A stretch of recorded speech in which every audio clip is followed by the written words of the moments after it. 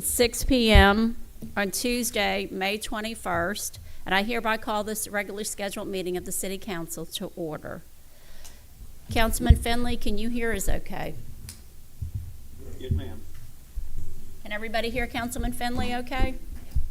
Yes, okay, so the mic is clear. Could you please bow your heads?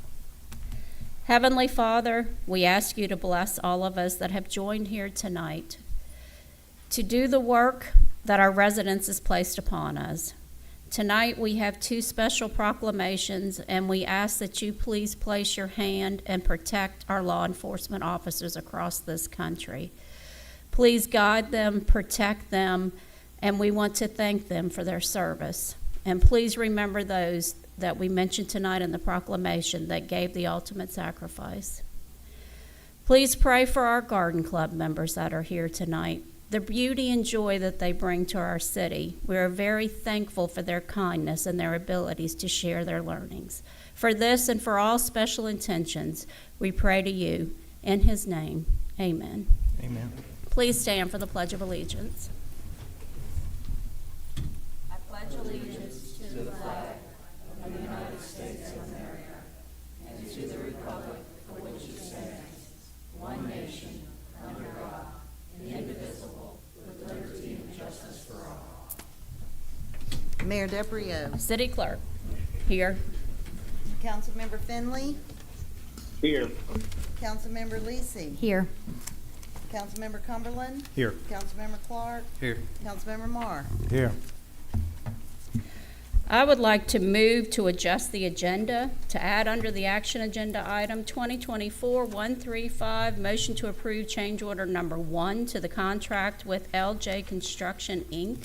and the net amount of $19,804.32 for the total contract amount of $739,125.13 for the Kaliki Way Drainage Project, and to move from the consent agenda item number 2024-132, motion to advertise for ARPA funded projects, Turnberry Way, Louis Place Substation, Cayley Street, Hilo Way, and Colo Court. Could I get a second to move as adjusted? Second. Second made by Councilman Cumberland. All in favor? Aye. Roll Yeah, call. Roll call. Oh, we have to roll call. Thank you, council. Okay, City Clerk. Finley. Yes. Lisi. Yes. Cumberland. Yes. Clark. Yes. Marr. Yes. Mayor. Yes.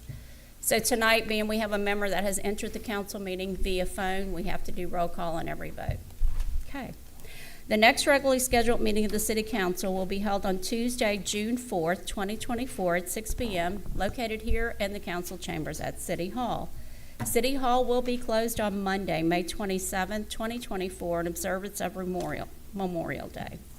And tonight we have a proclamation for the Garden Club, so can I ask the Garden Club to come forward?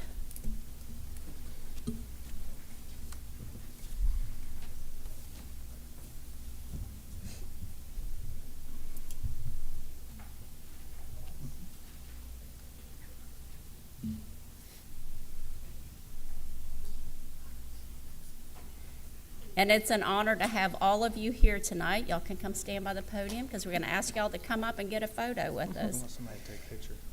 Okay, and we're going to get some photos. So tonight we're celebrating the 50th anniversary of the Diamond Head Garden Club. What an honor. Okay.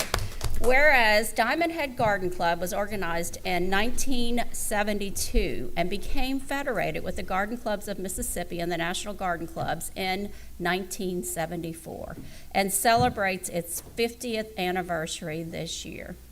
And whereas Diamond Head Garden Club spearheaded the efforts to establish Diamond Head as a bird sanctuary in 1974, and in 2020 was instrumental in the recognition of Diamond Head as a live oak tree city for their work in registering ancient live oak trees. And whereas in April of 1975, the first flower show was held by the Diamond Head Garden Club and was held every year since. In 2006, after Katrina damaged many public buildings, the flower show was hosted at a member's home, and the show was entitled Katrina blows ashore. And whereas gardeners have a passion for nurturing the beauty and resources of the earth through the planting of seeds, the care of all plants, and the richness of their efforts, and whereas gardeners seek to add beauty, splendor, fragrance, and nutrition to our lives through their growing of herbs, vegetables, foliage, and flowers. And whereas gardeners work to preserve our country's tradition, spirit of independence, and initiative through innovation and hard work. And whereas gardeners advocate the importance of all creatures, large and small, that share our world and the roles in the balance and productive ecology. And whereas gardening furnishes a challenging and productive activity for our citizens and those just learning, as well as those having years of experience.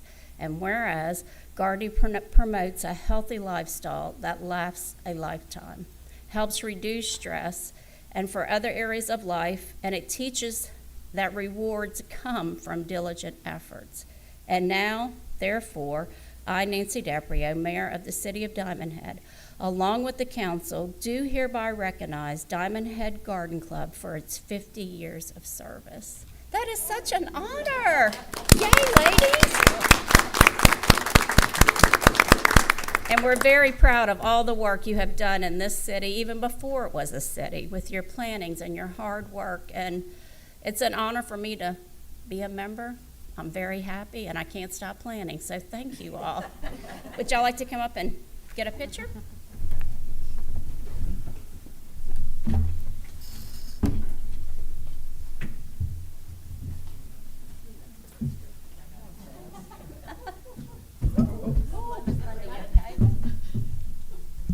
Missed that step. I have done that, but I do act as graceful as you can.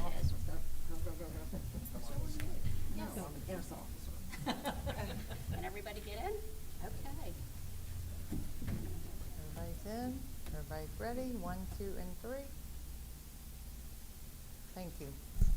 Wait, there's one more. Yes, could you hold 1 second? Oh. Oh, cheer. Come on.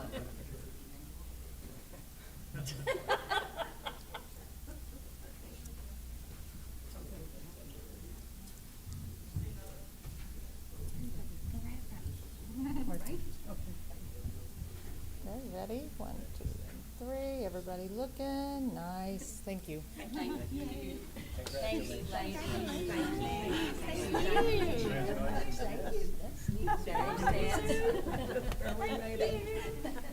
Thank you for making me love birds.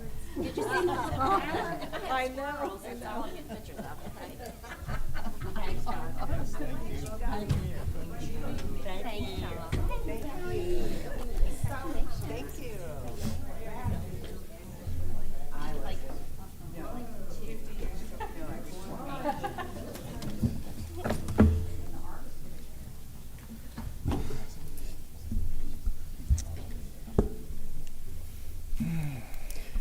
Okay, our next proclamation, we have the police chief here tonight, Police Chief Darrell Russell, and we also have Captain Luther. Tonight is proclamation for the National Police Week 2024. To recognize National Police Week 2024 and to honor the service and sacrifice of those law enforcement officers killed in the line of duty while protecting our communities and safeguarding our democracy. Whereas there are more than 800,000 law enforcement officers serving in communities across the United States, including the dedicated members of the City of Diamond Head Police Department. Whereas since the first recorded death in 1786, there are currently 24,067 law enforcement officers in the United States that have made the ultimate sacrifice and have been killed in the line of duty, including 8 members of Hancock County: Sergeant Stephen Robin, Officer Brandon Astorf, Lieutenant Michael Butte Sr., Captain Al Herman, Deputy Dennis Tadavoo, Trooper Paul Denham, Trooper Billy Kinney, and Trooper Cecil Reinhardt. And whereas the names of these dedicated public servants are engraved on the walls of the National Law Enforcement Officers Memorial in Washington, D.C. Whereas 282 names of fallen officers are being added to the National Law Enforcement Officers Memorial this spring, including 118 killed in 2023 and 164 officers killed in previous years. Whereas May 15th is designated as Peace Officers Memorial Day in honor of all the fallen officers and their families, and U.S. flags should be flown at half-staff. Therefore, be it resolved that I, Nancy DePrio, Mayor of the City of Diamond Head, along with the council, will observe May 16th, 2024 as National Police Week in the City of Diamond Head and publicly salutes the service of law enforcement officers in our community and in communities in the nation. Thank you, thank you, thank you for your service, and to all the men and women. Chief Russell, can you please come get a picture?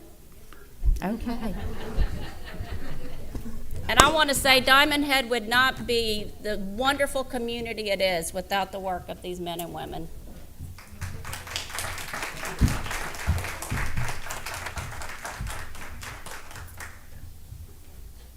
Okay,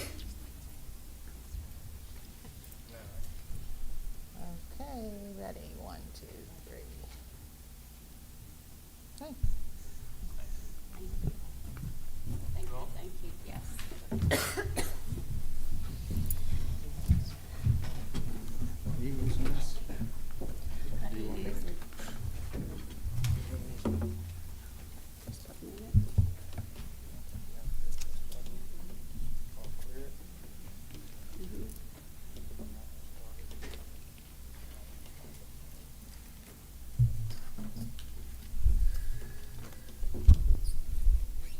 Okay.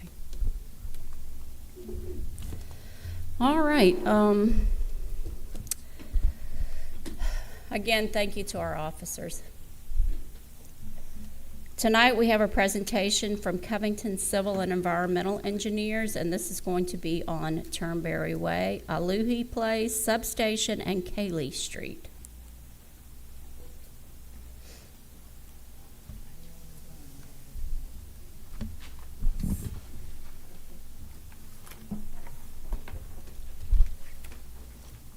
Good evening.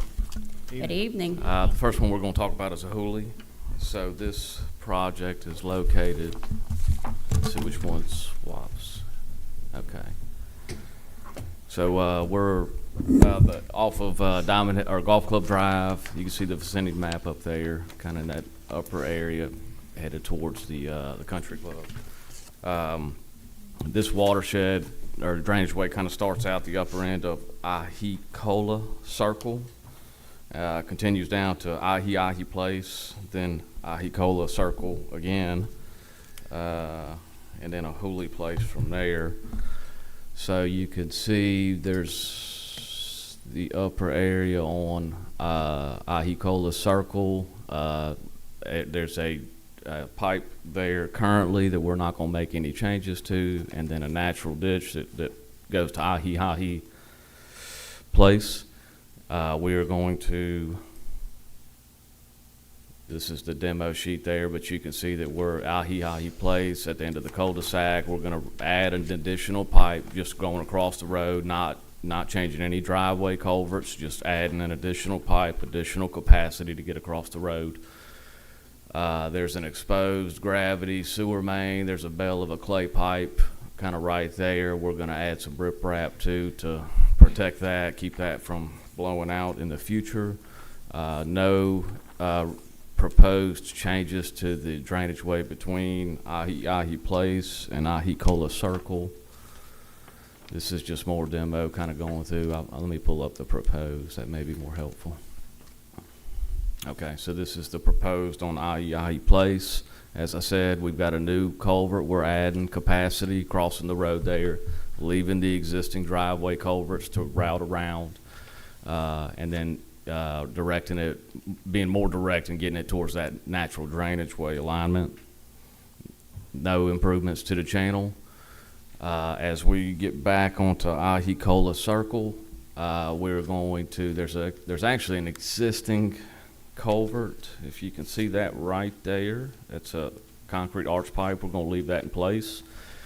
And then we are adding a inlet and box and an additional pipe for additional capacity down through this drainage way. So we'll leave, as I mentioned, that existing arch pipe in place.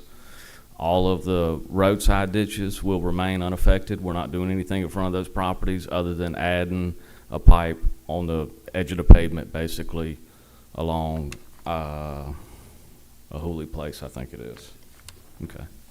So we just continue on down. We get down to Ahuli Place. This is kind of getting into, there's an area here, there's like a paved ditch and then an additional pipe that exists today, runs between those houses and goes towards the golf course from there.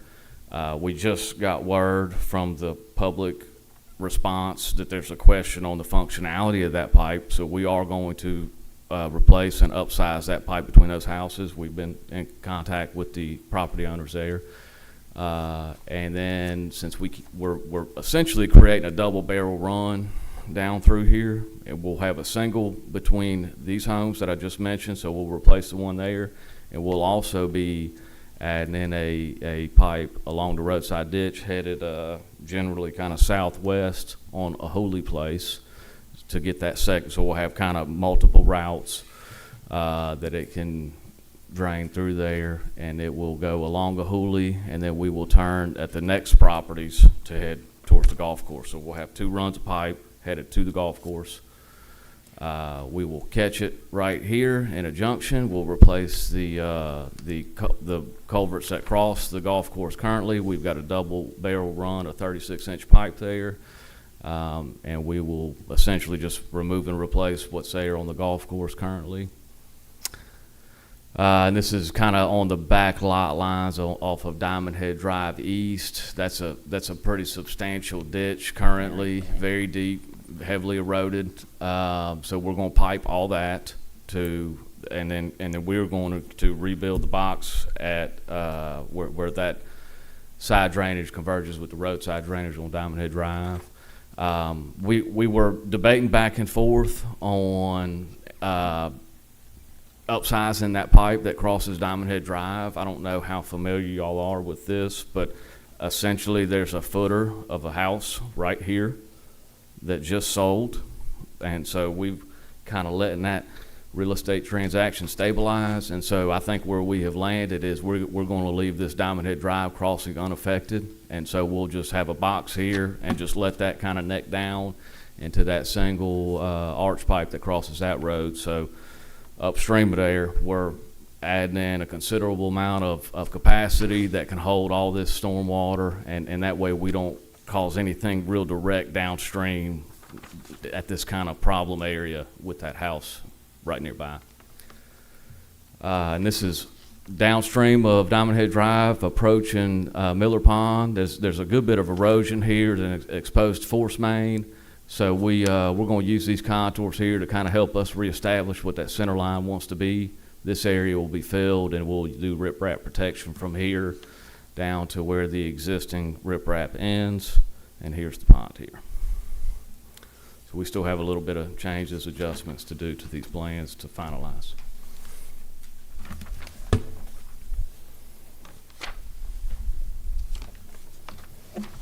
Any questions? I do, and what else does? I do, but you can go first. Oh, okay. Andrew, on, was that a Ahuli Place? Yes. Turning and going east. Are those gonna be, underground culverts or landscape culverts all the way through there? There will be some landscape culvert there, yes. I don't think that we're gonna go full length along Ahuli. Are you on sheet 2.5? I'm looking at, let's see, let me go to 2.5. I don't know. I was looking at the big sheet. Oh. Over in all of it. Oh, okay. Is So that the that's- same area? Yeah, It is 2.5. landscape culverts, going to more or less where that tree picture is. Yeah. And then that's open ditch as it is currently. And then once it hits that driveway there, that goes back to landscape culvert, all the way to that, junction box. So Sorry, we are going not back that I'm with the telling you how landscape. that. What's that? We are going back with the landscape there. Yes, all that stays landscape. And there's one there today, but it's failing Yeah, pretty that- badly. That's why I was asking about it. It seems like they came to me and asked me about that. Yeah. They wanted to change it.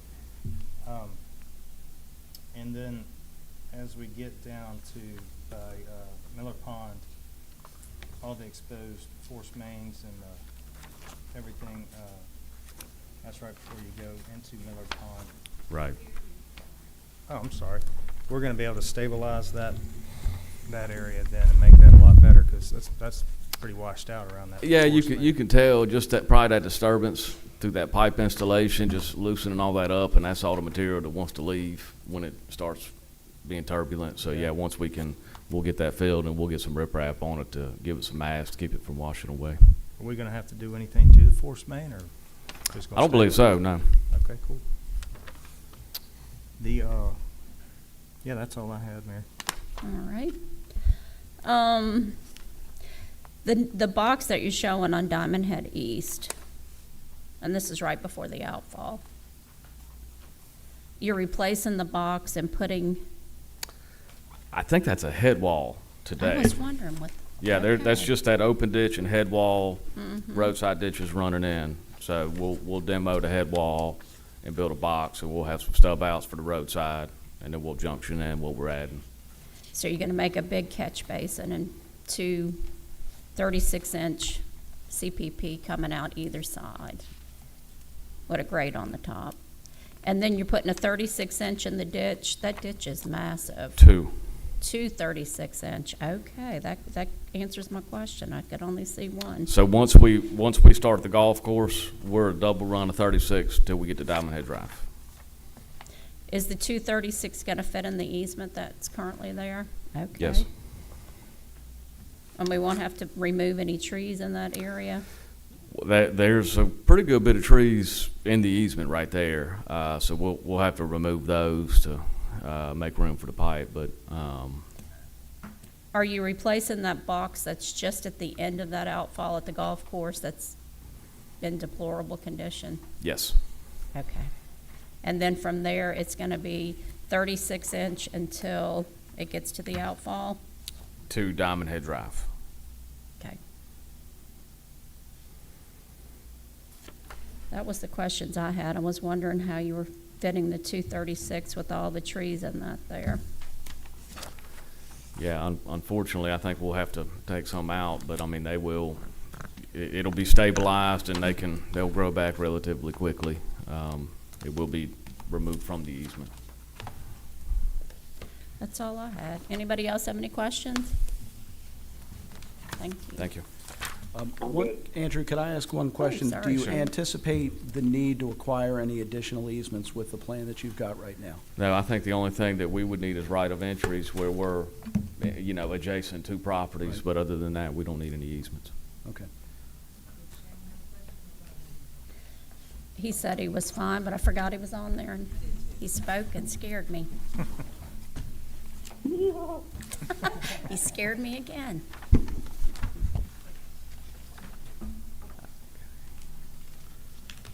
So the second one that I am discussing is Calais Street. So this is the area off of Kaloa.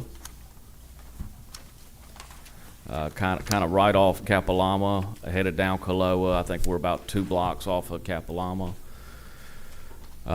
There's a lot of just trouble areas here. I think more than anything, just generally, there's a good bit of fall from Calais Court, which is, we kind of found out through this project, we've got 2 Calais Courts. So there's Calais Court on the west side, and then the Calais Court on the east side.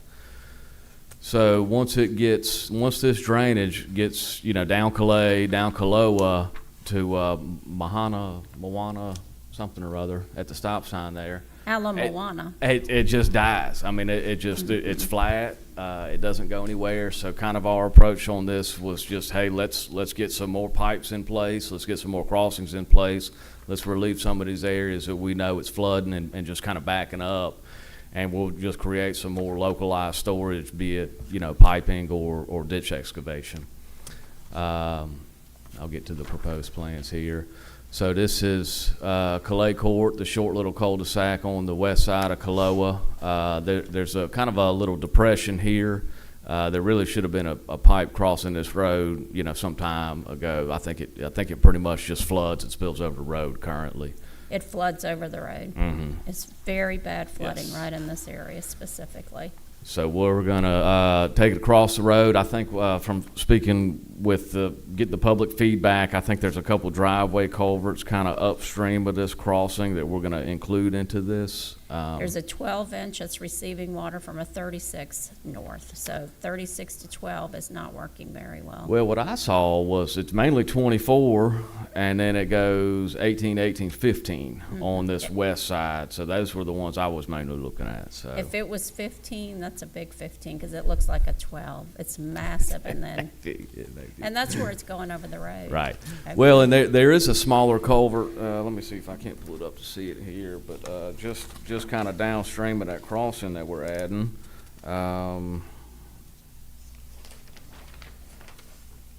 There's a 15, and then there's an 18, but I mean, we're right there at the crossing, so we weren't too concerned with that 15 there. It's got kind of a few different options on which direction it can go. It can kind of run back towards the intersection at this location, and then this pipe is gonna relieve a lot of that flood that spills over the road currently. From that point, we're just on the roadside ditch, headed towards Kaloa. There's a pipe a 24-inch pipe that currently crosses this road. We're gonna remove that and kind of run it backwards so it can drain down both sides of Kaloa. As it just kind of backs up, we're just putting kind of relief points in. Ditch excavation on the east side of Kaloa to link this drainage. As we get past these homes on the west side of Kaloa, we're going to do a little bit more additional ditch excavation, a new culvert at the other Calais Court crossing, and then and we're going to add a pipe here. It almost looks like, you know, these rear lot lines of the properties that front Moana. Ala Moana. Ala Moana. It almost looks like the drainage wants to go right here, right along those rear lot lines, but it's pretty heavily vegetated. I know there's another engineer firm working on projects downstream, so we're gonna make sure whatever we end up with, we're gonna coordinate with them. And then we're going to replace this culvert at Kaloa and Ala Moana as well. Any questions? So the residents at the meeting, because I know we received emails, they weren't happy because their drainage concerns, and I know I've sent 20 emails, were not addressed, and it's right by the Calais Court that's on the west, not the east one, but the first one. Right. So and you know, there's a little retaining wall in their front yard. It floods so bad there. I mean, the water goes over, a lot of erosion, and it's because downstream, like we mentioned, you're saying 15-inch, it's very small, it's restricted. So is the culvert under the court right there, Calais Court, is that sized adequately under the asphalt road there? Is that part of the concern? Size adequately is a little bit subjective. There's no way to really design this for a storm event because you don't have the capacity downstream. Right. So we're trying to, you know, get some relief in this area.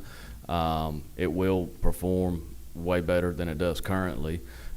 We can take a look at this other crossing at Calais Court and go a little upstream of there, but I don't think this property owner with that line ditch wants us to do anything. I think maybe that's the one that's saying this is the problem, drainage area there, but that's why we were trying to stay just road crossings and roadside ditches where we could. I certainly could justify some pipe increase here, but where does it go? You know, at some point you get down to that intersection and it just doesn't go anywhere. So you're thinking the 24 you're crossing under Calais Street will catch the water that's coming down the other side, carry it across and go out, because that's a deep ditch, and on the corner, that's really deep where it turns down Cola. Mm-hmm. Yeah, I think we're about 3 feet here. And there may be an opportunity to raise that a little bit as we kind of go through that final design effort. Is there any type of erosion control planned for this project at the end of Calais Street and Cola Street? Because it is washed out bad at this corner lot.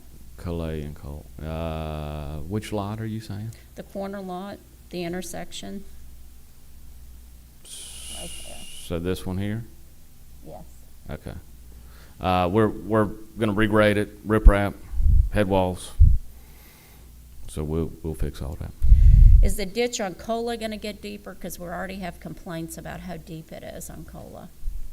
Not in front of these residents here on the west side. As we get a little downstream of them, we are going to expand out this ditch where there's, unimproved property.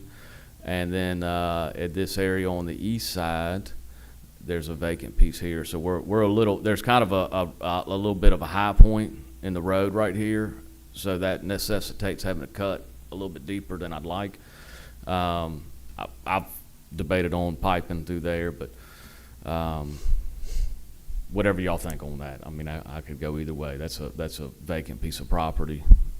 We can make the grading work, but it will be a little bit deeper than probably what you would like. How much is a little deeper? I think we're 3 feet. 3 feet is livable. Over 3 is not. 3 feet is kind of.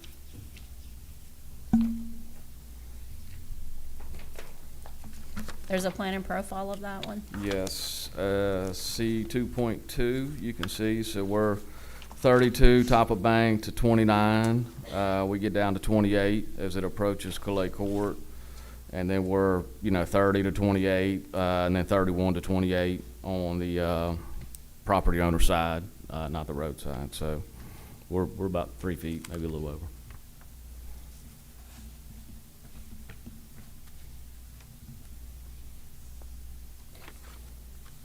It doesn't get deeper than 3. No, ma'am.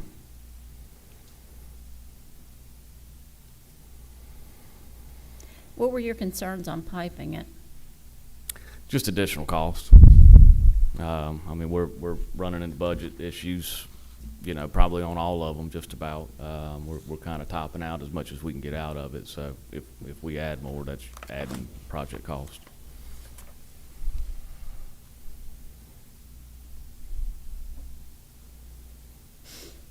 All right, is there any other questions? I have one. So the residents for a little bit further east of here, like on Kahana, that's the street that, like the last street in our county before it backs up, they flood terribly. So will they see some improvement from this?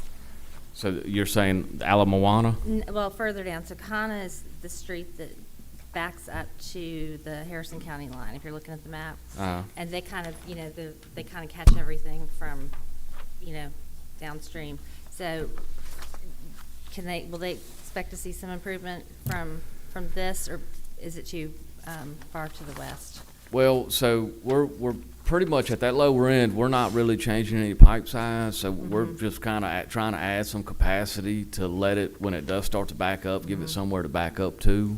I don't think it's going to be a drastic increase downstream. So it won't be worse. Yeah, I don't think it's going to be worse, but we'll have other areas that will There's kind like of an pocket. address another project. And as I mentioned, that is another engineering project. That is correct. That's Right. a different project. I part thought of so, our but I grant. just, and it's all connected, and I thought, Yeah. how's this going to affect them? If it doesn't have anywhere to go, is it going to go there? So I was just concerned, but thank you. You're welcome. Any questions to my left? And I guess my last question is, do we feel we've addressed the concerns that were discussed at the meeting about the residents that have that retaining wall and flooding in that area? I believe so. I may need to just reconfirm what was discussed, but I know John and I spoke, and it was, he mentioned a couple driveway culverts that we knew were a little bit undersized relative to what's upstream of them. And so we've identified those. So I believe we have addressed that. We will. Have you seen the photos and the videos in that area? I don't think so. I do know Then I'll that resend I do them. know that you can see up on that upper end. I mean, it's you wonder how any of that water gets on the right side of Calais. So, I mean, it's pretty evident, just looking at the elevations and the lack of pipes crossing the road, that it floods. Okay, I'll resend them to the city manager, and then maybe he can forward them you, and if you can see what happens when it rains. It's good to see a video. Yes. Thank you.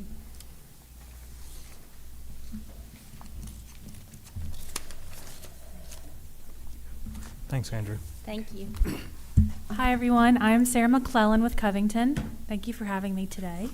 Welcome, Sarah. Thank you. I'm going to be talking about the East Aloha Drive and Veterans Drive substation drainage project and the Turnberry project. We're going to start with the East Aloha. It's taking its time. There we go.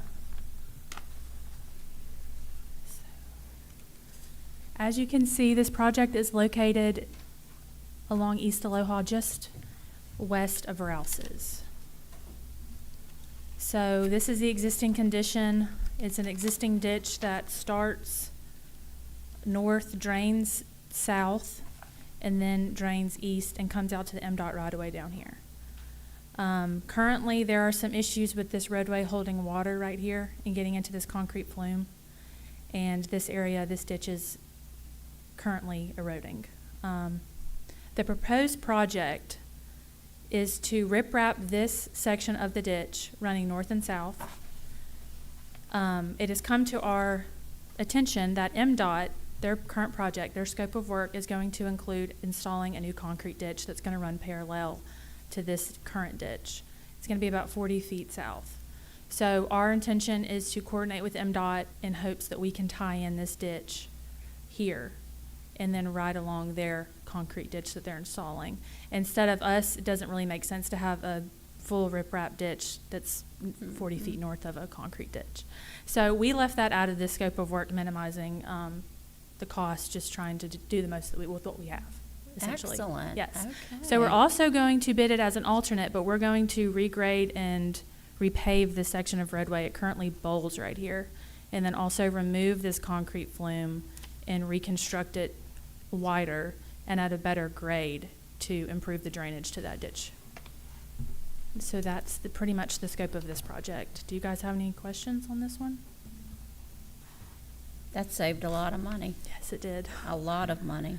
Thank you. Yes. So how are you tying into that ditch? You're just digging another ditch? I think our thought now, we're not 100% sure, is extending this ditch right here, possibly 40 feet, tying into theirs, and then abandoning this section of ditch that runs east to west. Have it just grade to their concrete ditch. We're currently Excellent. Oh, okay. I see coordinating what you're this. saying. Yes. Okay. Any questions to my left? All right. Okay. Sarah, the biggest issue in that one is the exposed force main.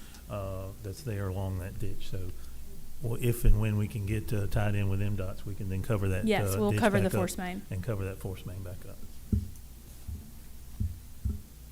All these little existing 6-inch PVCs, that's just going to run out and you're going to grade We could it run it, out? grade it to where it flows to that ditch. Okay. All right. Excellent. Yeah. Saved a lot of money. Great That's our job. goal. We like saving Yeah. money. Thank you. MDOT's helping us out. So we'll definitely be coordinating that, and there'll be more information in the future on that project. Okay. Moving on to Turnberry Drive. I know I was here last time and we discussed some of these improvements, and we've modified them some just to try to get this project complete with this grant timeline. So, and also having discussions with residents and their concerns. So this project scope will include, of course, the pond dredging and the enhancement of the appearance of the pond. And then also this scope of the project will include, right now there is an existing ditch at Turnberry Way that drains behind the properties and then comes under Turnberry Drive into the pond. We're going to add a RCP pipe from the ditch at Turnberry Way and pipe it directly to the pond. So this is going to relieve flooding issues, drainage issues at Turnberry Way. I don't know if you remember, but the original issue was the house flooding. So this will address that concern. And this will also minimize easement efforts and our timeline. So that is our current plan. We are in the process of finalizing these plans, and we should have something to the city this Friday on these plans. We had to go out and resurvey some more information for where we're wanting to locate this pipe. So when you do the pond dredging and improvements, Mhm. you know, we did all the work with the spillway and made things look good, but now the pond's ugly. It is. It's very ugly. Is this gonna correct that? Yes, we're going to dredge it 3 feet. Okay. And we're gonna get also the water- widening a section of the mouth to try to make it look more like a pond. We're going to take some of that edge, I don't know if you can see, to the right, this section right here. We're going to try to remove some of that section just to round it out a little bit. And we've coordinated with the POA on that. So we're going to dredge it 3 feet and widen it, increase capacity, increase the appearance as well. And then directly drain part of that Turnberry Way ditch to the pond.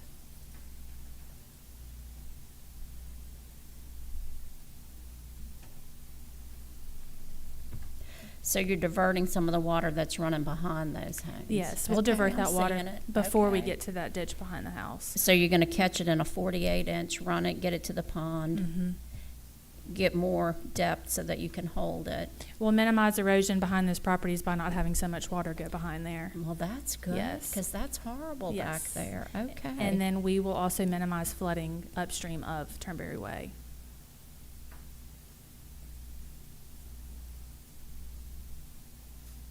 Any questions to my left? Questions to my right? This looks like it's, Well, I oh, have Shane one has a question. The pipe burning from the Turnberry ditch to the pond, what size is that? It's a Pretty helpful on 48-inch that. RCP. Okay, there we go. Thank you. You're welcome. Anything else? No, that's all. Thank you. No, this is good. Thank Awesome. you. Thank you, guys. Thank you. Thanks.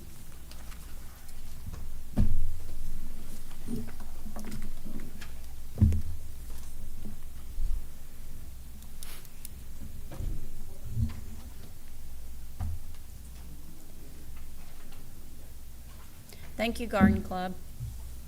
Bye. All right, city managers report. Thank you, Mayor. Just a quick update on the current projects. It's a lot less on a city manager report tonight. The Park 10 Road, the contract now is for 309 days with the addition of our change order from last agenda with an end date now of July 10th. As I said, the contractor was looking at hopefully getting done by the end of June, but due to the weather here for the last few weeks, I don't believe that's going to happen, and there may unfortunately have to be another extension to this. He started forming up the sidewalks, and hopefully we can see some of that done this week as we have some great weather this week for them to work on that. The curb and gutter has been installed along the Leisure Time Connector Road, and the lighting subcontractor is completing all the landscape lighting. So if you haven't driven out by that, out by there on Noma Drive, just take a ride over there. You'll see a lot of pavers sitting in the circle, and those are all going to go down on those sidewalks when this all gets done. So it'll really come together and look nice. The Bowview 2 project is currently still waiting on a change order. Unfortunately, the contractor has not signed off on that, so I couldn't get that on the agenda for today, tonight. So hopefully we'll have it at the next meeting on June the 2nd. So once approved, we can get a notice to proceed issued and get that project started. The Noma Drive Phase 1B project, the bids came in and are within budget, and so that's on our agenda tonight for approval. The Kaliki Way project still is a contract for 120 days with an end date of August the 6th. The change orders on the agenda tonight to add almost $20,000 to the project. And the contractors had some delays due to weather, but he's working, and I believe has completed all the driveways that have been opened up. The Bayou Drive project's moving along. The contractors poured the bottom and the sides to it, and had some weather causing some issues for him, but he has moved forward from that and is working on that project and is on schedule currently.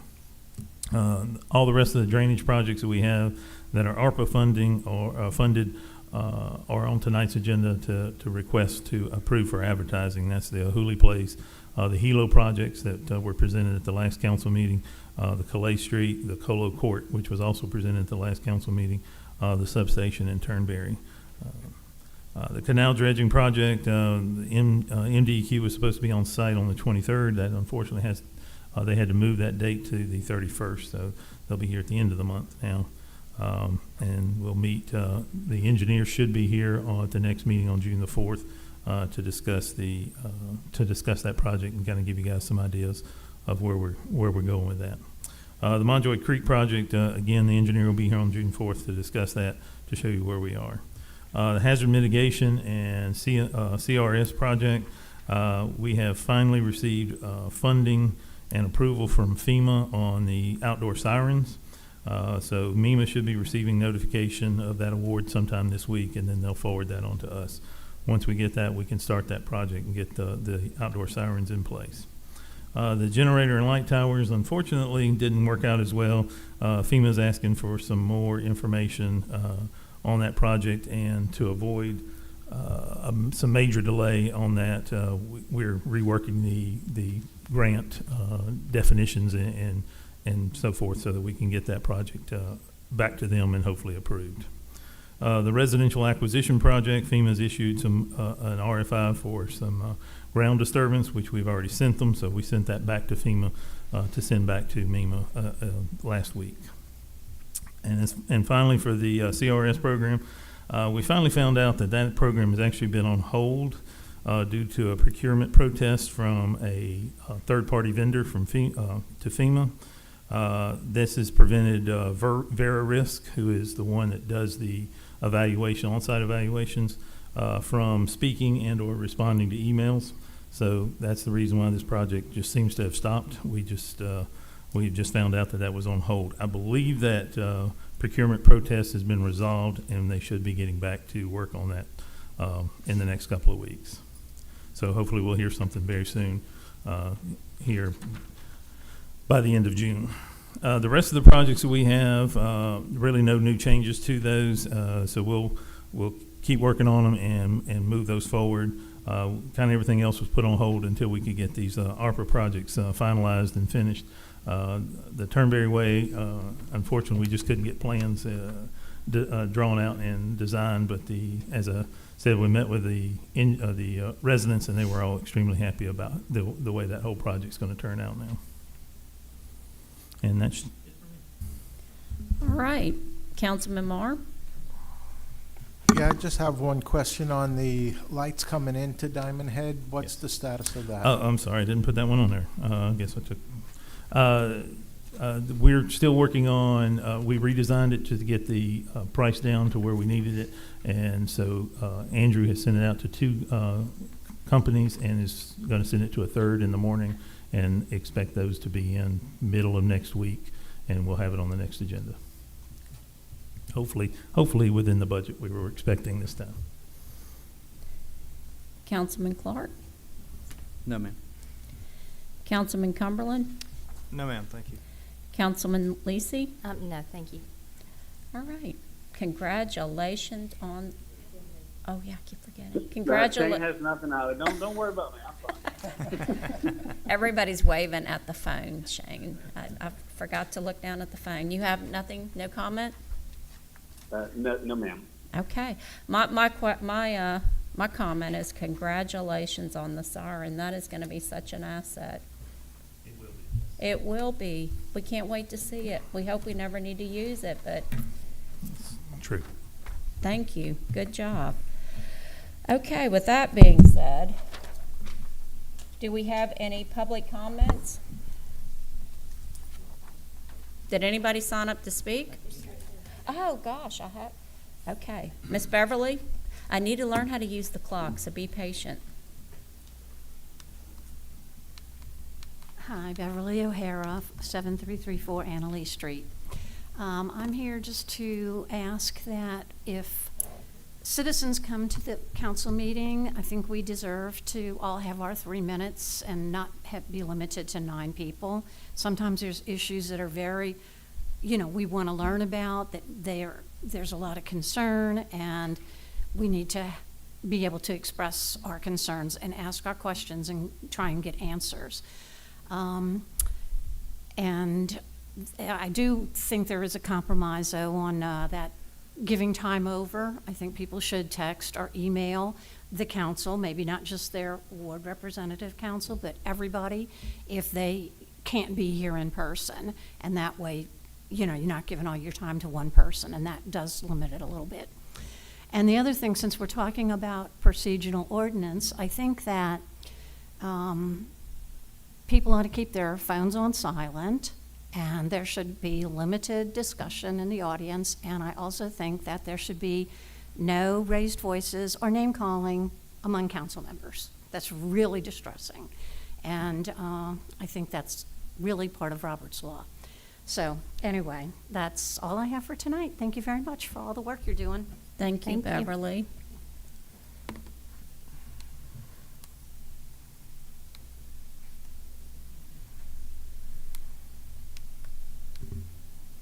But if it won't clear, Not easy, is it? I'll use my phone. We're having technical difficulties. Give me 1 second. You just hold the clear button down. I have. Still on 131. There we go. Okay. Dr. J.M. White.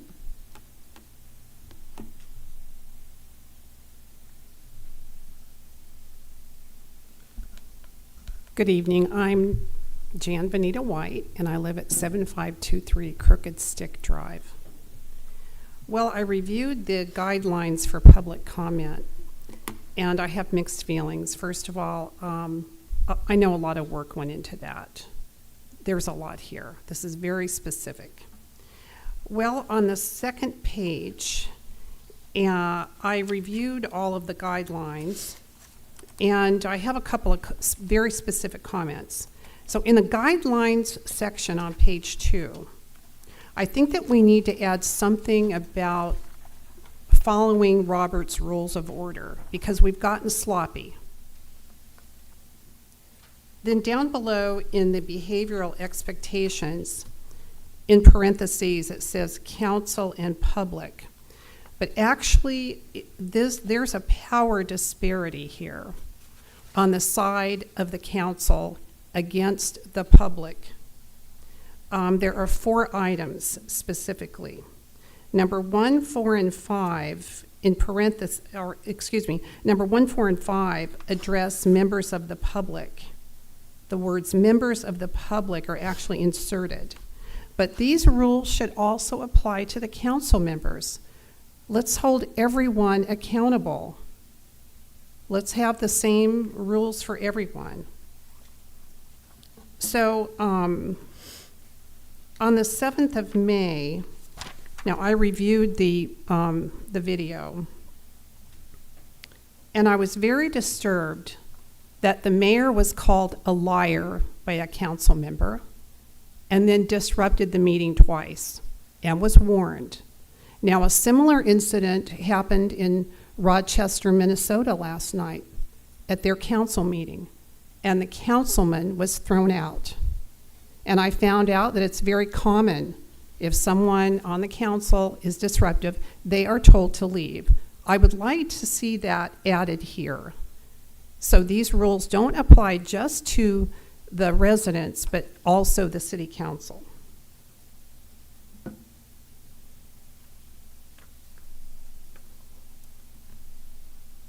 I think I've covered everything. Thank you for allowing me to speak for 3 minutes uninterrupted. Thank you. Thank you. Okay, next we have Bill. And you can walk real slow because I need 19 seconds. No need to rush.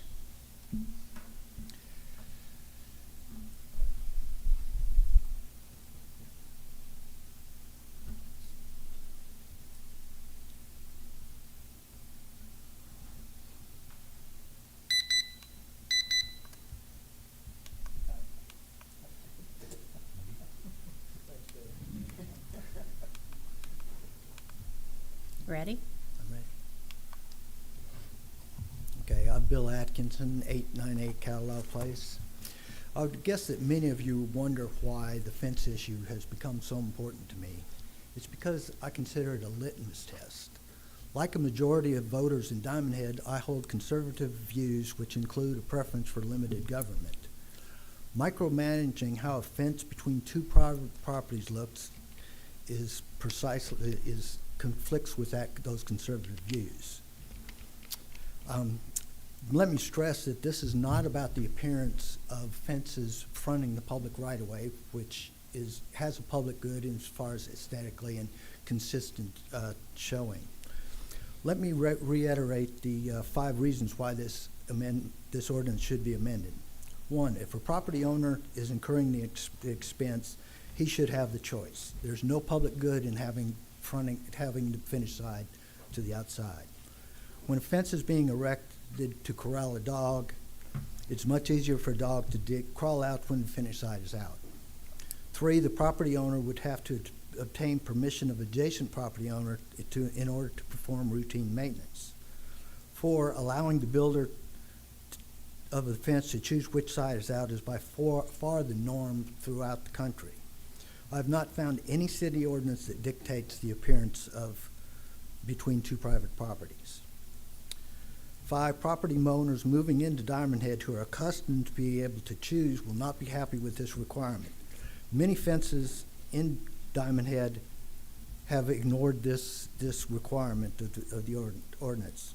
To enforce the requirement now would subject the city to criticism of governmental overreach and unreasonable selective enforcement. The single argument I've heard in favor of the existing requirement is that the founding fathers of Diamond Head valued open spaces. This is far from a convincing reason for this intrusion into private property rights. I'll close with to repeat my overall theory of government. A law should result in a significant public good while minimizing the impact on the rights of the individuals.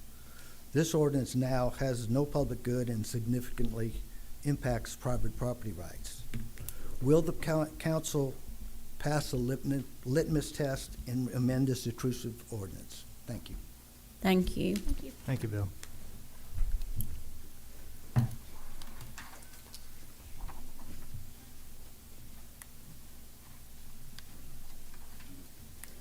We'll just leave it with 20 seconds. All right. Could I get a motion to approve the May 7th, 2024 regular meeting minutes? So move. Motion made by Councilman Cumberland. Could I get a second? Second. Second made by Councilman Clark. City Clerk. Finley, Yes. Lisi, Yes. Cumberland, Yes. Clark, Yes. Marr, Yes. Mayor. Yes. Resolution 2024, motion to adopt Resolution 2024-022, thereby appointing Mayor DeBrio as voting delegate and Councilmember Finley as first alternate to serve as the Mississippi Municipal League 2024 voting delegates. Motion? I'll move. Could I get a second? Second. Second made by Councilman Cumberland. Any discussion? City Clerk. Finley, Yes. Lisi, Yes. Cumberland, Yes. Clark, Yes. Marr, Yes. Mayor. Yes.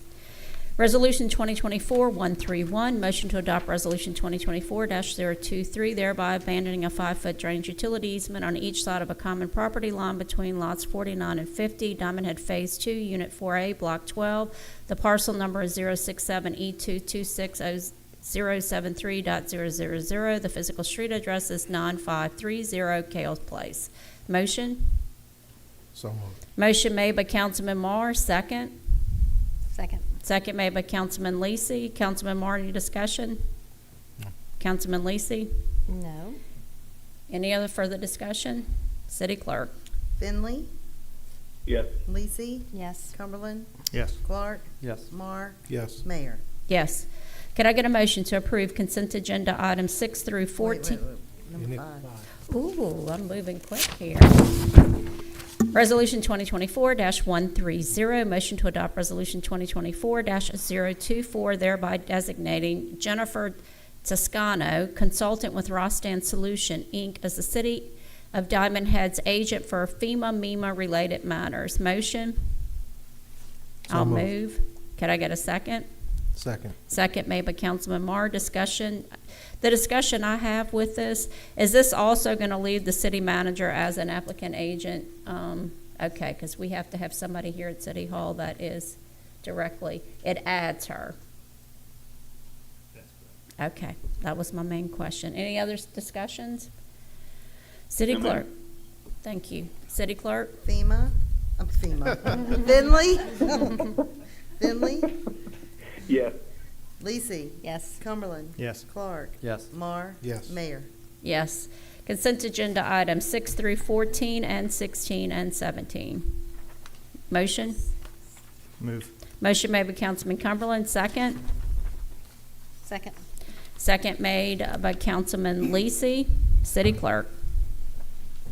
Finley, Yes. Lisi, Yes. Cumberland, Yes. Clark, Yes. Marr, Yes. Mayor. Yes. Action agenda item 2024-137, motion to advertise for the ARPA-funded projects, Turnberry Way, Aluhi Place Substation, Calais Street, Hilo Way, and Colo Court. Motion? Move. Motion made by Councilman Clark, second. Second. Second made by Councilman Finley. Councilman Clark, any discussion? Councilman Finley? Councilman Marr? Well, I just wanted to ask, this is going by the person or persons in charge from our city engineer. This is the way we should go. And I've asked if there's more than one, if they both speak. What's that? That was a yes from the council. Legal. That was a yes from Ben with That was- Covington. Oh, Ben from Covington. I'm sorry, I can't. That's okay. I can only hear it of one ear tonight, so it was Ben. We're going with, it was Ben. Okay. Is that your only question? No, just to repeat, the person or persons with city engineering, they're in favor of this. Okay. Councilman Lisi? No questions. Councilman Cumberland? No, ma'am. And the only question I have is I want to make sure that I am going to go home as soon as I get home and email those photos and the videos from the Calais East Street where that water's going over the road, that this resident's drainage problems are addressed. Okay, all right, and I'll send you a bunch of videos. I have a lot. All right, well, okay, if I know that, then I'm okay. City clerk? Finley, Yes. Lisi, Yes. Cumberland, Yes. Clark, Yes. Marr, Yes. Mayor. Yes. Motion to approve change order number 1 to the contract with LJ Construction in the net amount of $19,804.32 for the total contract amount of $739,125.13 for the Kaliki Way Drainage Project. This is number 15 on the agenda that was moved to the action agenda item. Motion? And the additional one. Oh, yeah, this is the addition. I'm What? sorry, the one I added was the other. Call it 17B or something like that? We can call it whatever y'all want to put on it. I'm very 15A. flexible tonight. Okay, so a motion? Move. Motion made by Cumberland, second. Second. Second made by Councilman Marr. Any discussion, Cumberland? Councilman I Cumberland? just want to say I think you guys did a really good job of bringing this in, and I think, what, $19,000 extra, so congratulations, good job. Councilman Marr? No, no, ma'am. Okay, Councilman Clark? No, ma'am. Councilwoman Lisi? No, thank you. Okay, so who worked on this? I do have a lot of questions, but that's me, because I have the construction plans in front of me, and I just want to make sure. Okay. Can you come up and answer? Thank you. So, what was the total cost of the pipe before we deleted parts of the construction project? Do we know overall? I don't know that off the top of my head. We probably added 350 some odd feet to the tune of about $120 a foot. Okay.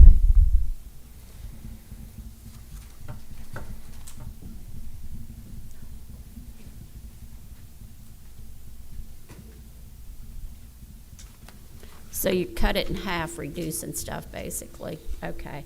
So what did we eliminate, and what pipe did you change the material type? So what we have done is this mainly affects that area in the rear between Kaliki and Aiki. So we got quite a bit of resistance about taking fences down out there. There was quite a bit of money to take those fences down and put them back up because we were putting them on two sites. Okay. So we heard those concerns, and so basically the way that area drains now is there's an existing pipe. It's actually two 24-inch pipes that run from those rear lot lines out to Kaliki. That's one drainage way that exists today, and then we were trying to get another one in, kind of upstream of there, north of there, if you will, to drain the Aiki area.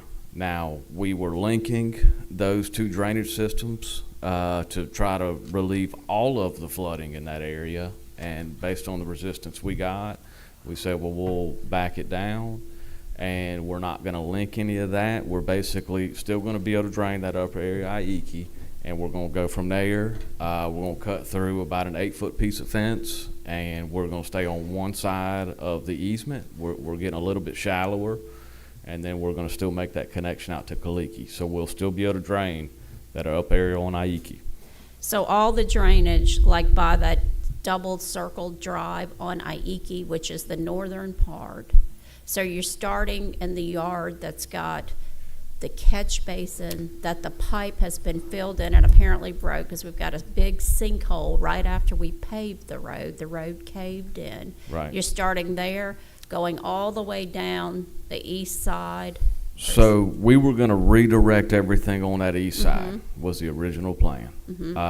We omitted all that work on that east side. We're going to, I need to double check, I guess, and make sure that 15-inch is still functioning, because my plan was to leave that in place and just accommodate that by tying in and then running it downstream to where we were already adding an additional crossing and then running back to the rear lot lines. So basically we were just going to, with the change, address the work that's from that 15-inch pipe on the west side of Aiki, working its way south. Oh, yeah, I am on the, no, this is the east side.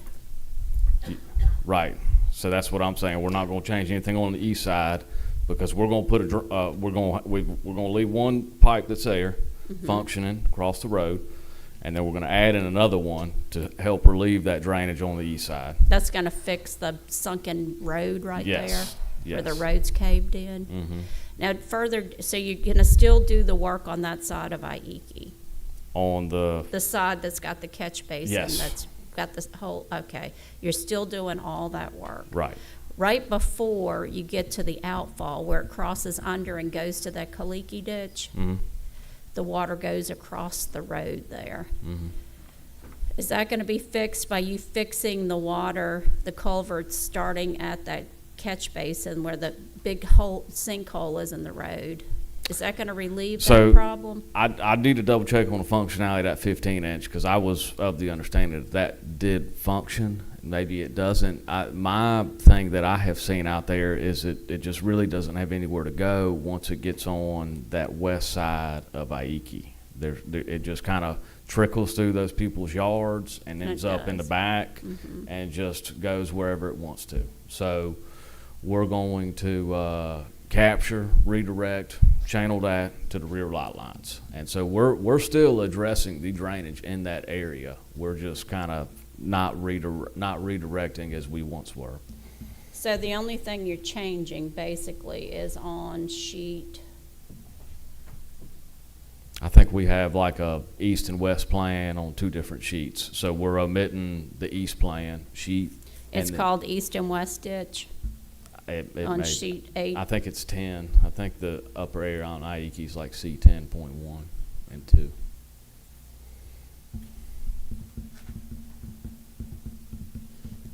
Now, so we're, a lot of this is from Diamond Head North where we're catching water. We've just got water running all through there. This is a major outfall. Now we have a very serious outfall Is this, with not connecting the Kaliki and the Aiki ditch, is this gonna impact the north? No, we're still gonna connect it. We're still gonna run from that new connection at Aiki through the rear, to the rear property lines.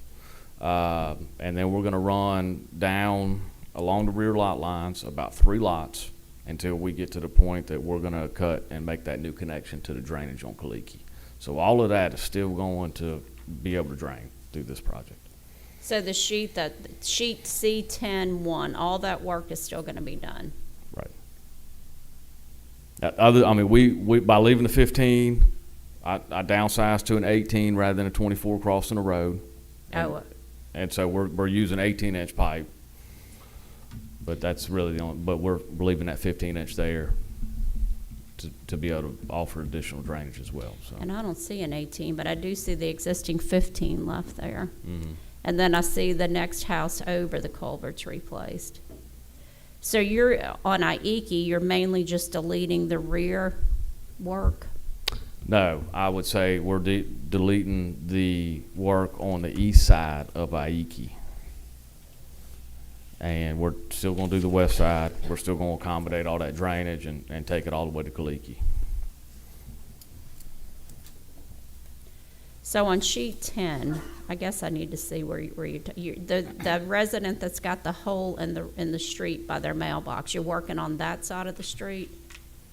I'd have to double check that, but I mean, I know that the one that it just drains through their yard to get to the rear right now, that's the one, that's basically where we're gonna start and head to the other side of that property to connect to the rear drainage. Can you come look at this? Sure. Because this is what I mainly know. I've seen it, I've taken so many pictures of the street flooding. This area right here. Yep. You're So still we're doing going- all this? No, we're going to still put a pipe across here, and then Mhm. we're gonna run that back, and then we're not doing any of this, and then we're gonna leave that be, and then we're gonna, run new pipe from here back to here, and let it run back there. You're piping all of this? Well, there's a landscape culvert there now, so we were going to replace in kind here, and replace in kind here, which is currently open ditch.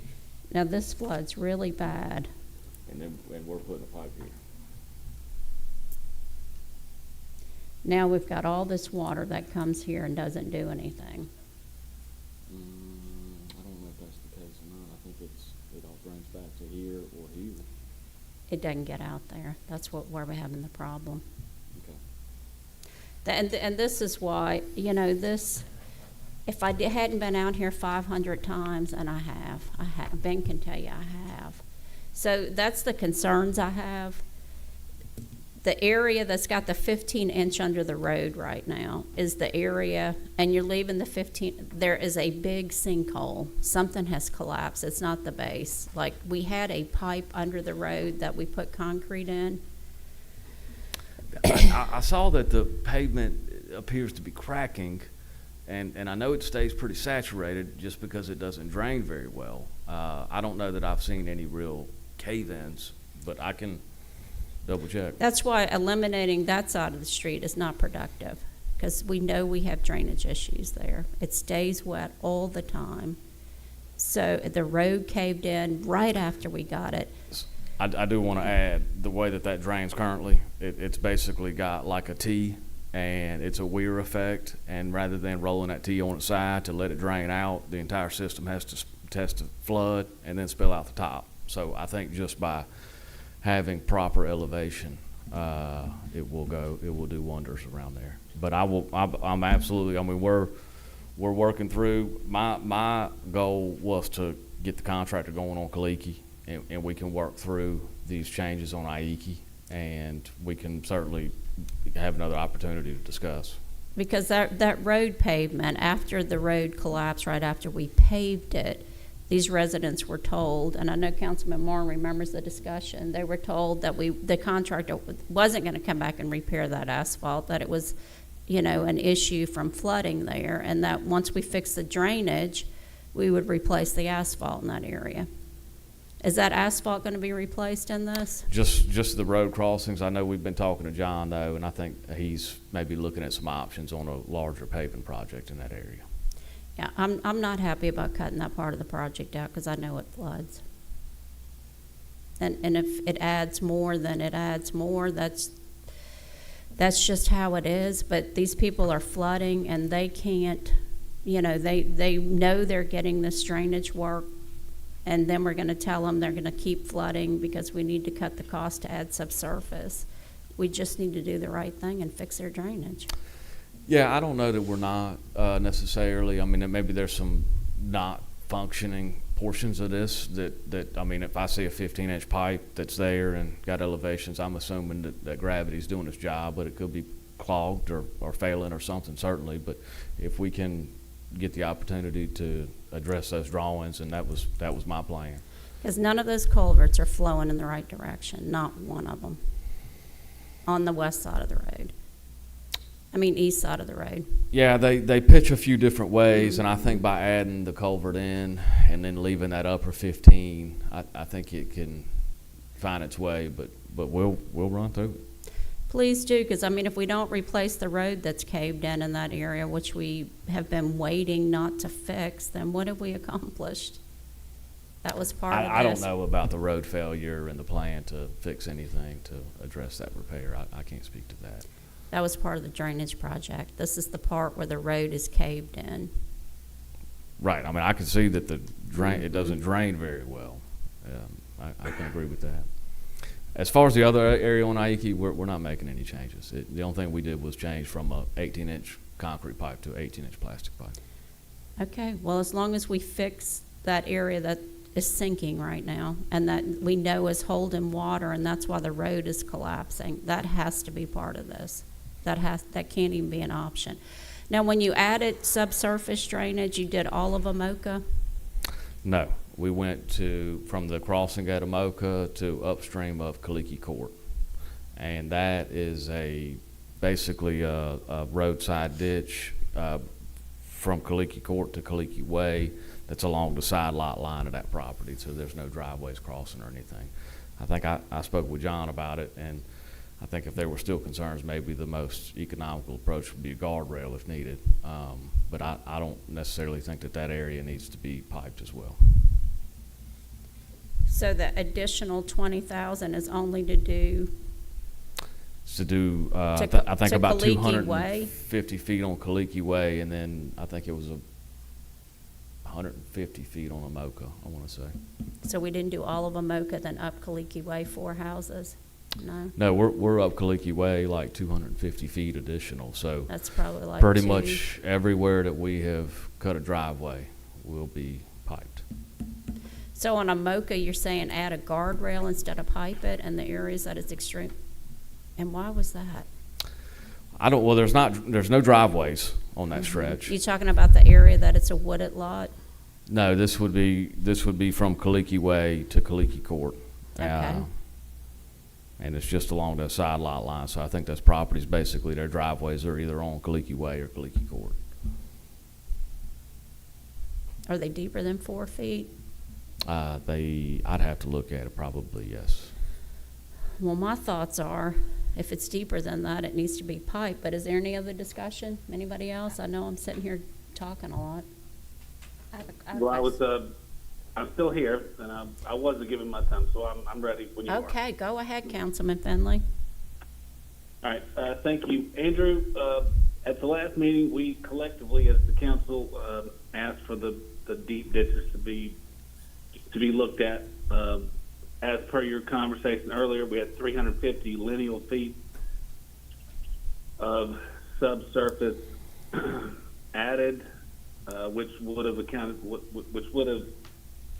to $42,000, but the only extra cost is approximately $20,000. Obviously, some things had to be changed for that to be the case, and maybe there's an assumption that I believe you know what you're doing, and I believe that I just want you to know that I believe what you're doing, and we're looking to you to make sure it's right. So if you're happy, I'm happy. Thank you. Councilwoman Lacey? Thank you. And this is a question for Ben, actually, and Andrew. Okay, where the pavement's collapsing, this may not be the case, but is there any possibility that's related to boring by some of these contractors that have come in and gone under the road? It's possible. I mean, they could definitely drill a hole in the pipes, and then you got to wait for the dirt to fill it. I mean, we ran into that personally, and I mean, I just wonder if it's not possibly related to that, and in which case, you know, maybe they could help fix it. So just a thought. Thank you. Okay. Can I ask one question? Just Definitely. so it seems like a simple test, but if you're not sure that that one 15-inch pipe is functioning or not, you just presumed it was, can't you do a simple test like getting the fire department to open up a fire hose through it to see if it's flowing through or not? I mean, it just seems like something that shouldn't be up in the air. If you're like, if we need it, then we need it, and if we don't, the fire hose test should prove that it's working, right? Right. So on the east side is like a catch inlet, okay, and so it receives whatever sheet flow into it. And then on the west side, which would be the low point, there's no apparent junction. I mean, there's no manhole lid. Whoever tied all that together just buried everything. So it's not accessible except for on the upstream side.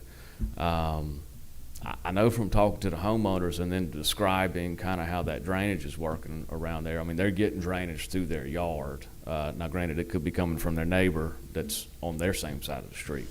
But, you know, my understanding is they were getting a good bit of drainage that was just sheet flowing through their yard. So that was me thinking it was coming from somewhere. So I've watched it over the past 7 years. What happened was, and I'll tell you the history because I've seen it through every city manager and public works director, there was water holding in that area because we've got culverts that are every which way. And Jason Kenichi had a wonderful plan showing the inverts, and they're every which way. Nobody's flowing in the right direction on the east side. Just if you start at the Circle Drive and move north, you'll see that it doesn't flow. So then Public Works put in a catch basin and put in a pipe under the road, which outfalled to the other side of the road. Then the neighbors on the other side were flooding and they didn't like it, so then the city come in and closed off the culvert and filled it full of concrete, but it still wasn't all the way through with concrete. I think the pipe may have collapsed because there's no fiber optic shown on these plans going under the street. It's just on the way on the other side of the road. So then the property sold across the street and that open ditch got piped completely. So then the open ditch went away, so you couldn't find the end of the 15-inch. And I really don't think they put a T and tied it in because everybody assumed it was full of concrete, which I don't think it really was. So if we don't address this area, we have not accomplished everything that we need to do to help these residents, because there's a story on the mysterious 15-inch and then a culvert appearing one day subsurface across the street. And it's been constant between, you know, the neighbors because the other side of the street floods because the water doesn't get out. So that's my point, that needs to be fixed, and there's the story of it. I'm with Councilman Marr, we'd love to know where the end of the 15-inch is and what happened to it. Yeah, I can have Public Works go out there with their camera, and we can put it in the pipe, and we'll see what we can find. And we'll be preparing a plan, and before we distribute it to the contractor, we'll certainly give it to John, and we could discuss next time too. Make sure y'all are okay with it. Please do that, thank you, because I'd like to see that asphalt repaired in that area, because we've been telling the residents, because we were told that it was going to be replaced, and the contractor that did the paving project did not have to come back and repair it. It collapsed within a week. Brand new asphalt. So what does that say? Something's not right. Something's not right. All right. Well, thank you for piping Amoka. You're welcome. Thanks, Andrew. Thank you. All right, City Clerk? Finley, Yes. Lisi, Yes. Cumberland, Yes. Clark, Yes. Mar, Yes. Mayor. Yes, but please make sure those things are addressed. Thank you. All right, now let me see where we are. Action Oh, item the 18. fence? What? I'm gonna say 18, right? Okay, 18. Action Agenda 2024-128, motion to amend the ordinance from the finished side of the fence shall display toward the outside of the lot being fenced. All exposed structural members and cross bracing shall display internally on the lot being fenced to whenever a fence or wall is installed. The finished side of the fence shall face the section of the lot that fronts to or is otherwise exposed to a city street right-of-way. Fences constructed between two private properties may display the finished side of the fence at the discretion of the property owner submitting the building permit application. Motion?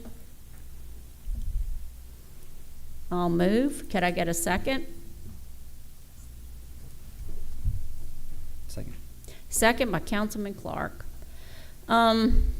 Since I made the motion, I get to go first. So my comments on this is, I sat up here and I heard Bill's 5 reasons, and I've lived here since '93. So let me after Katrina, and I'll give you a prime example. After Katrina, everybody in my area had new fences. We had to, because nobody had fences. It all got washed away. So the fences were up. Many of the fences are still the original fences, and then homes have sold. Well, we weren't a city at that point, so when people bought the homes, they assumed that now the city says the part that is finished facing their side, the fence must belong to the other person. But if you've lived in the same home for that long, you know who put the fence up, and you know whose it is and who did what. So theoretically, it was not done that way since the beginning. It was not. I have lived here. I've seen fences every which way. When we became a city, it was enforced, and it was done that way. If you have dogs, and I'm going to be with Bill, if you have dogs, they will work their way to push the board out. So then the board's in the neighbor's yard, and you've got to ask to go in and fix it. It's going to happen over time. It's a nuisance. All fence boards facing public right-of-ways need to be to the good side, and I totally concur with that. But if it's between neighbors and you're paying for the fence and you've got to protect what's in your backyard, you need to do maintenance on it, then you should have the right to be able to face it either way. So I agree with Councilman Clark. Councilman Clark? I think this needs to be back.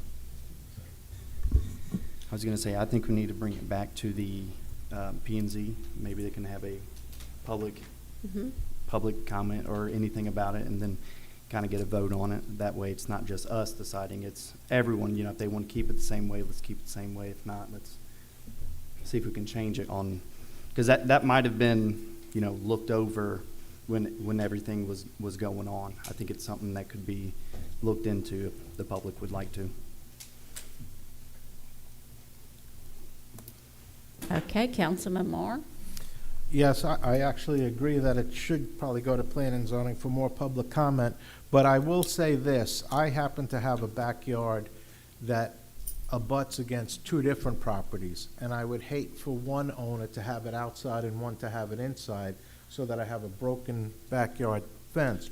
So what I would like to see put in this is if it's agreeable with the neighbor.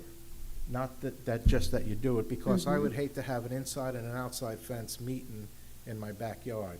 So that's why I say let it be one way or the other, but if it's gonna be one thing, let's be neighborly and talk with our neighbor and see what they say about it, because I had the neighbor behind me come and say, hey, do you mind if I put it this way where I get the pretty side? And the rest of my fence was the inside, because it was all my fence originally. So I said, yeah, that would be actually the way I would on it. So I'm all for them having the ability to change it where it's not shown to anybody else but the neighbor, but I think there should be a thing where the neighbor concurs. All And I right. think public comment should be more explored. Okay, Councilman Finley? Ooh, yeah, I have nothing to say. All right. Councilman Cumberland? I'm not in favor of this. I love Diamond Head. I think that it's a unique community because of these type of ordinances that were created years ago. And I'm not gonna argue with the results. There's lots of things that people can complain about, but I think we all agree that Diamond Head is a wonderful place. And we like living here, and I think that the reason it is what it is because of the thought process of our forefathers that created this. And I'm not going to what I would consider weaken an ordinance. If there's anything, I would like to strengthen them. I consider this as weakening this fence ordinance, and I would not be in favor of it. All right, Councilman Lisi? Thank you. And I think one of the points that we need to be sure that we address here, and I'm very much against this for a few reasons that I'll go into, but we have to remember that whatever happens with the POA, there are areas of Diamond Head where the POA covenants are going to remain in perpetuity.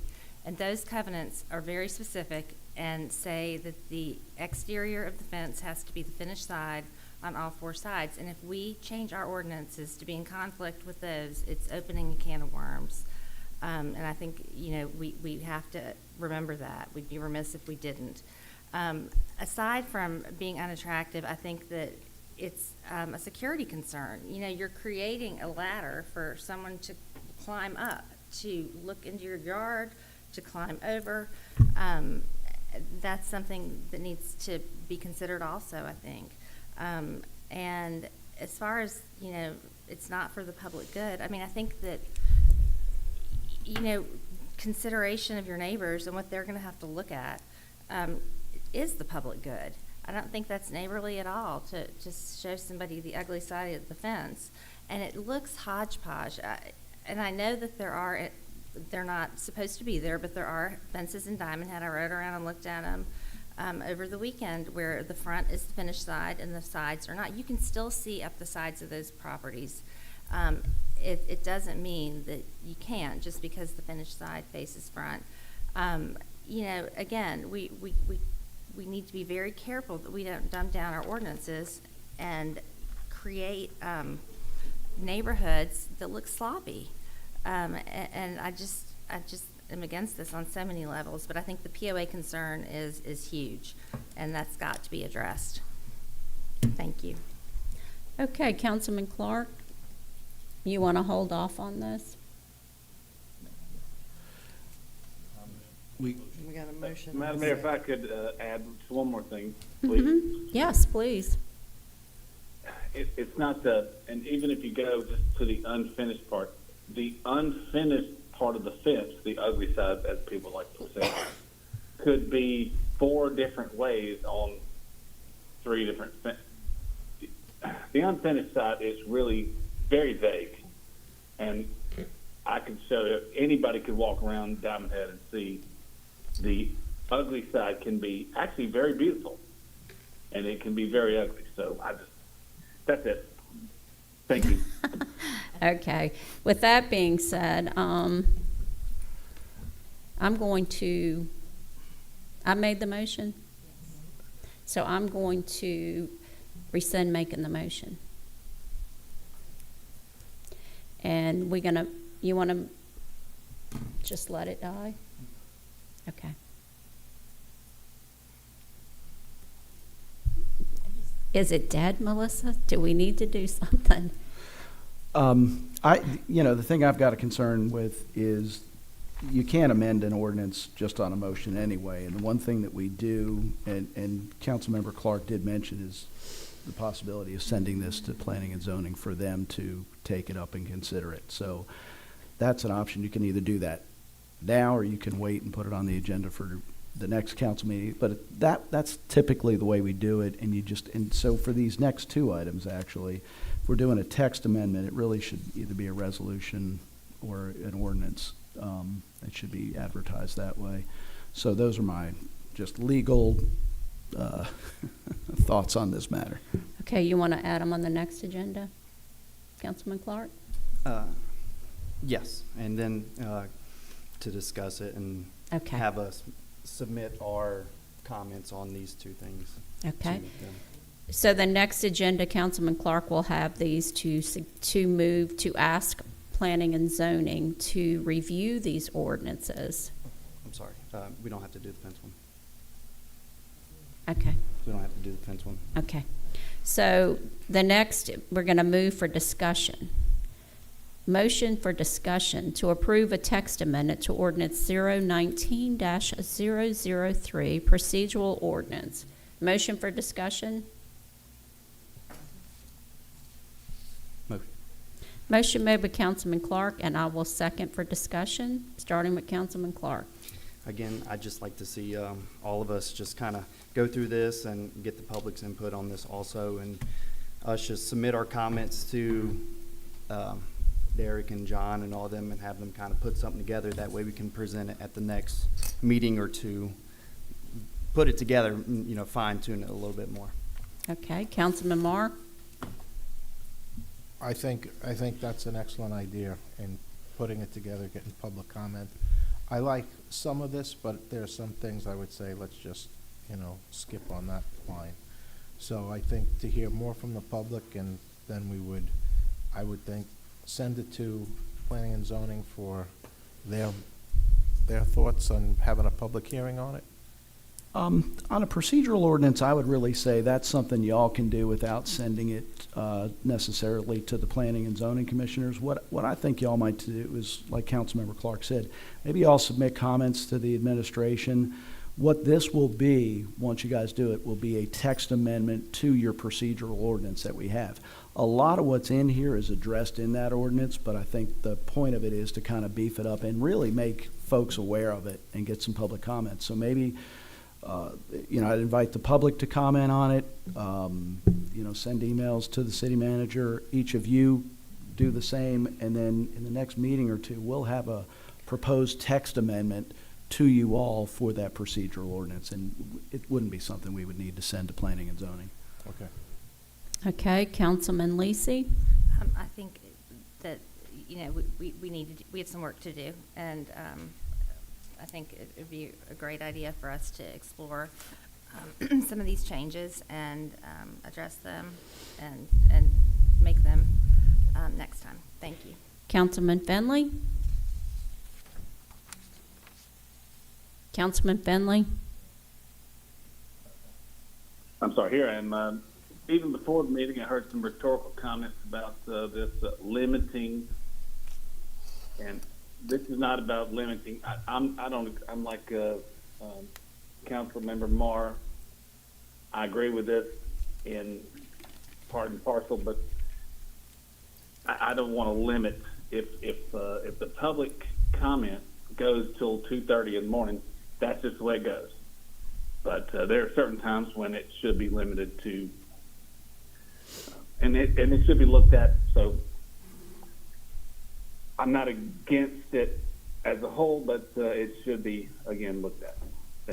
Thank you. Councilman Cumberland? Yep, same. I think there's a lot of good things in here, a couple of things that we could probably live without. And so I like Derek's idea of sending him our likes and dislikes. And maybe, I think you guys came up with didn't they come up with the procedural ordinance to begin with? 2021? Mm-hmm. So. Are you finished? No, yep, go ahead. Okay, so I guess my thought is I will sit here all night. If we fill this room, I will sit here all night with people to come and speak. We want people to come to speak. The last thing we want to do is to hinder the public from wanting to come to speak. We want you to get involved. We want you here. We love hearing Jan, we love what you had to say. We love people coming to speak, and the more the better, because that is what this is about. It's about hearing from the residents and the residents getting involved. So it does have some more work to do, so we'll just discuss it at a, yes, okay, Councilman Clark. On, when it says to limit to 30, I Mhm. just kind of threw this together from other cities Okay. also. So I didn't personally put that on there to get after anybody or anything like that. I was just adding it from other cities, bigger cities that do it too. That way it's out there, it's an option, so we can discuss it. And, you know, everyone, it seems like everyone's on the same point. No, we don't want to limit it to, you know, to an 30. extent. Right, Okay. 30. Thank you, Councilman Clark, for that, and I see your clarification. Thank you very much. Okay, we finished discussing? Could I get a motion to approve the docket of claims DKT 23175-4, DKT 2311800, in the amount of $937,818.53? So moved. Motion made by Councilman Lisi. Could I get a second? Second made by Councilman Clark, City Clerk. Yes. Yes. Yes. Yes. Yes. Yes. Could I get a motion to approve Building Department Reports A? Move. Motion made by Councilman Cumberland. Could I get a second? Second. Second made by Councilman Finley. We'll let Councilman Finley have this, Councilman Marr. Okay. City Clerk. Yes. Yes. Yes. Yes. Yes. Yes. Non-agenda comments? None. Any council needs a closing comment? Is there any need for executive session? Yes. Okay. Could I get a motion to adjourn? Motion. Motion made by Councilman Clark. Could I get a second? Second. Second made by Councilman Marr, City Clerk. I'm not sure. This seems too early. Okay, yes. Yes. Yes. Yes.